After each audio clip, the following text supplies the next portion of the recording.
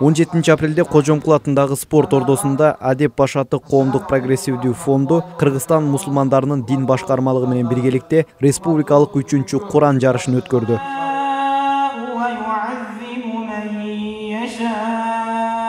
Жарыш 3 түрдө өткөрүлдү. Чүй областан Умаров Мухаммад Али Куранды толугу менен жаттап, баш байгенин ээси болду. Ага 100 000 сом ыйгарылды.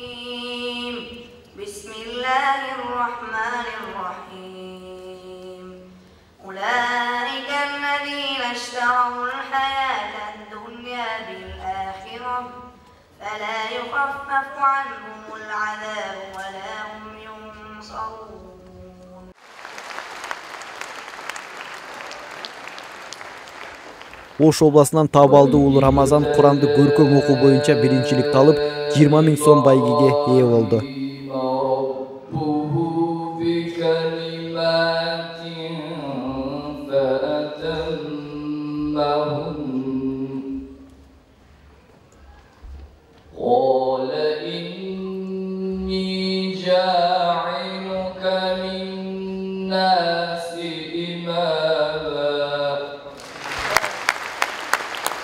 Ошондой эле жалпы катышуучуларга акчалай сыйлыктар жана баалуу белектер берилди. Бул жылы өткөрүлгөн Курани Карим жарышына конок катары египеттик таанымал каары Саид Мухаммед Шахин Абулайла жана Туркиядан келген Абдурахман Бас элге өзгөчө маанай тартуулады. Республикалык Курани Карим боюнча жарыш 2010 жылдан бери Бишкекте өткөрүлүп келет.